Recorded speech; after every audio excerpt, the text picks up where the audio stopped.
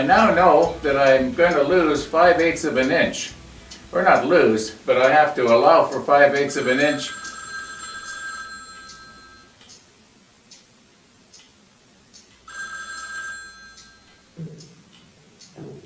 Can you get the phone? It's Barack Obama again. Okay, I'll get it down here.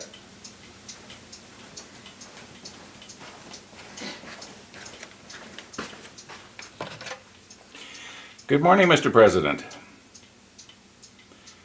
The large disc. Yes, sir. Yes, sir, I understand. I'm still wearing it. I'm going to have it surgically removed. Thank you, sir. You too, sir.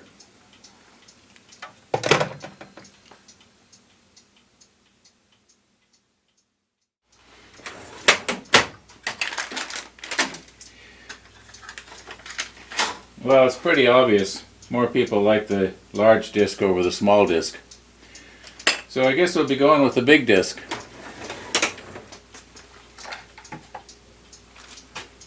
Yeah, it'll look pretty good.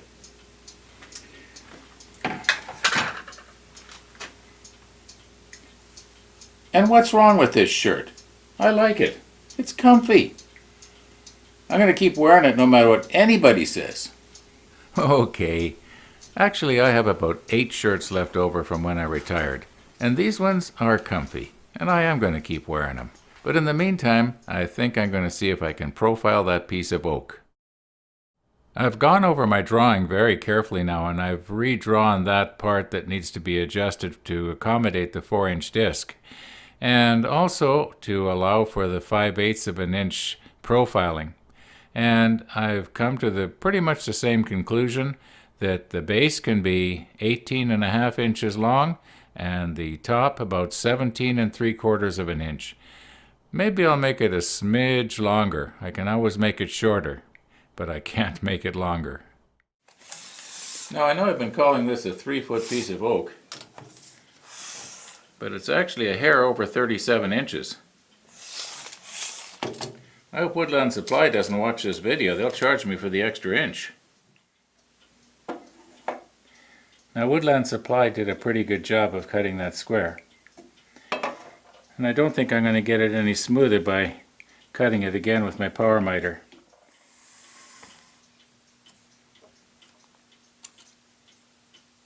Well, there's the 18.5 plus a smidge. Now you know how big a smidge is. And as the saying goes, measure twice.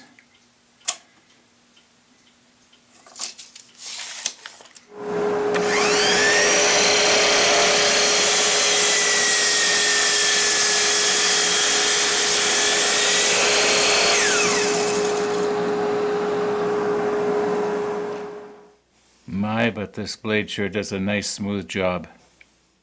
And in case you're interested in getting one for yourself, that's the number right there.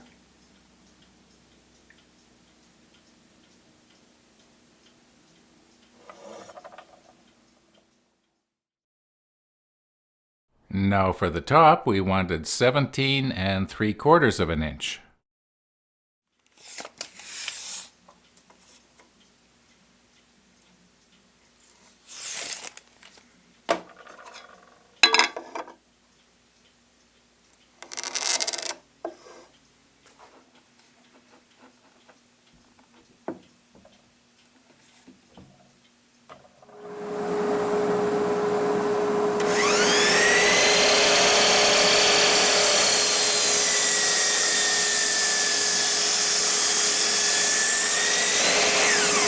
Now if I had have lifted the blade while it was still spinning there, it would have kicked up that cut-off piece and it would have got sucked into the dust collector. I don't think it would do any damage, but it sure would have made a lot of racket. Anyway, here's the top and the bottom. Now for the scary part. Now this slot is at right angles to the edge of the table.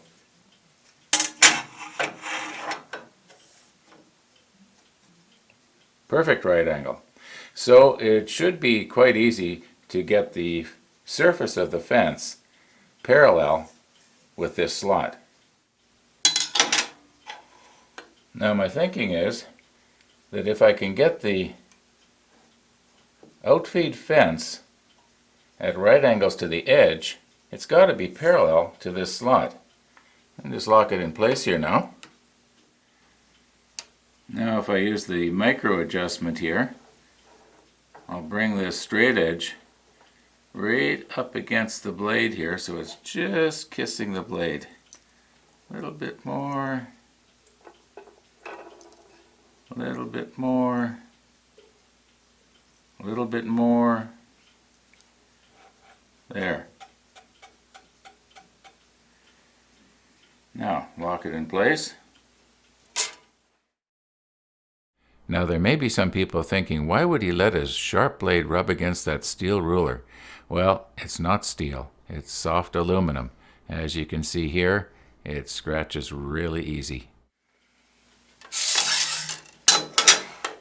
Double check, make sure it's still square.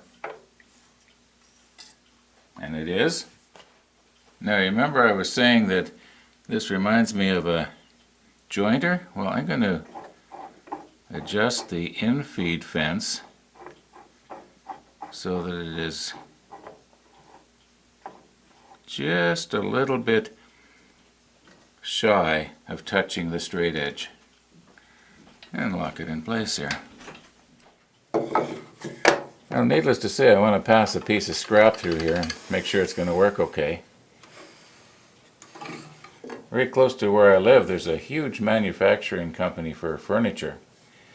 And there's guys there that probably learned Shaper 101 50 years ago, and they could do this sort of thing with their brains tied behind their back. Okay, let's go for a dry run. We'll pretend the machine is running.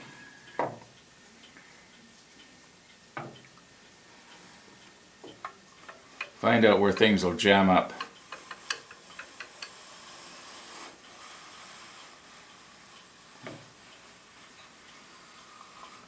You know, this might be a really good time to mention something, and I'll show you. Let's say the push stick was to slip off and go in there and catch on the blade. Push stick is going to get driven back instantly. And if you were to be holding it like this, it will drive up into your hand. So hold it like this so that if it goes, it sort of slips. Because it'll get driven back probably an inch or two, like I say, instantly. Now you'll notice I've got the featherboard pressing against the outfeed fence. Well, the reason for that is because, if you remember, we referenced the cutter to the outfeed fence, not to the infeed. So where the infeed actually is doesn't really matter. As long as we keep the outfeed up against the fence, there'll be less chance of getting any kind of snipe.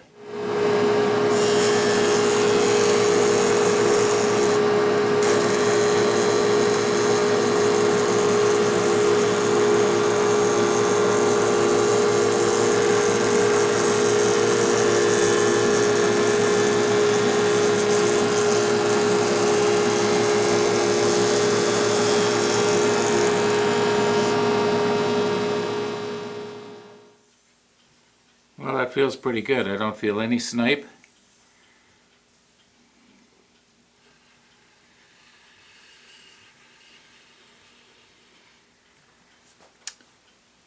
Did a nice job, even where it went over that knot. Now I want to do a sample on the end grain here. And we'll get this nice and square.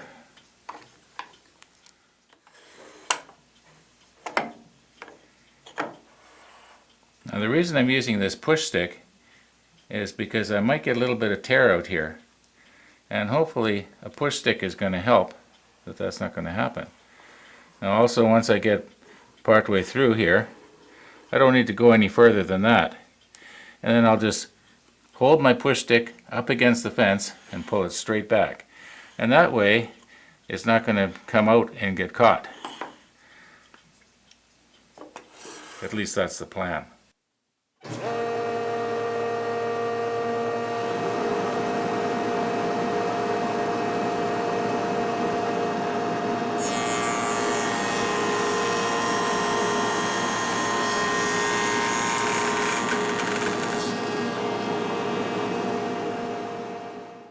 Well, I'm not 100% sure why I got that tear out. I think it has to do with the fact that I wasn't holding the push stick up tight against the work.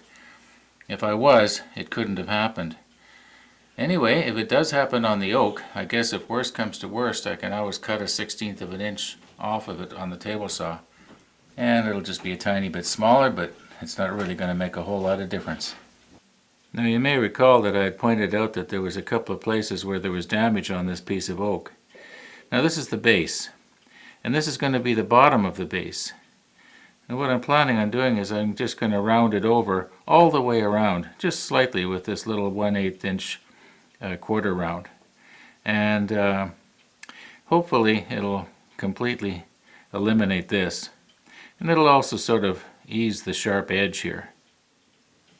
Well, if this is the bottom of the base, that means this has to be the top.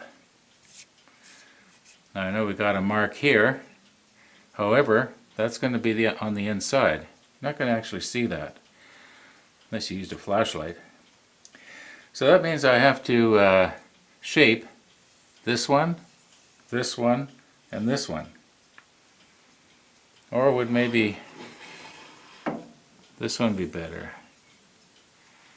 No, I think I'm gonna go for this one, and this one. So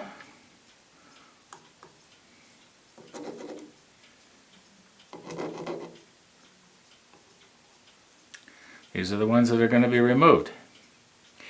Say something nice about my pen. I'll be making more of those. I like to experiment.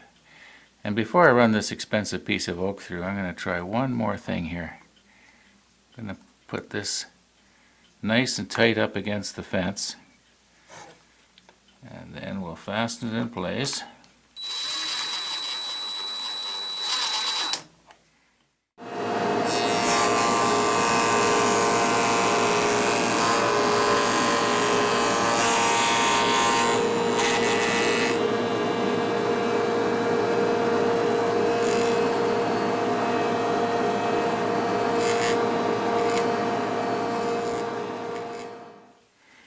Well, you know, that seems to be somewhat better.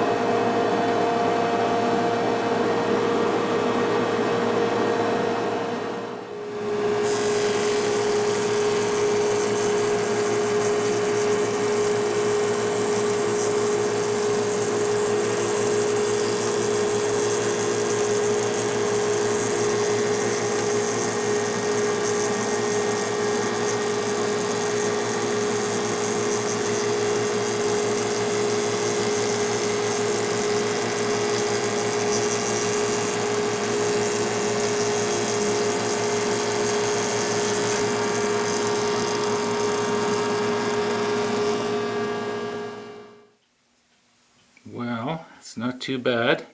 I got a little bit of snipe here. I'm thinking possibly if I run it through one more time and adjust my fence just a little bit, I won't have that snipe.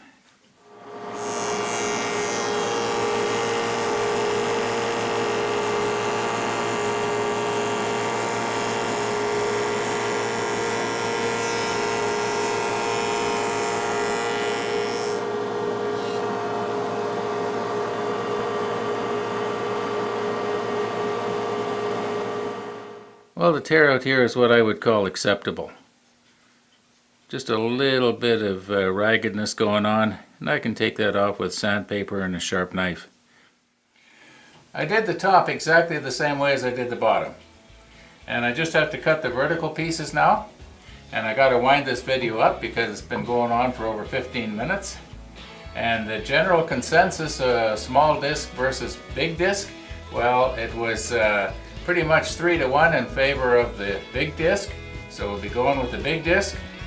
And anyway, thanks for watching.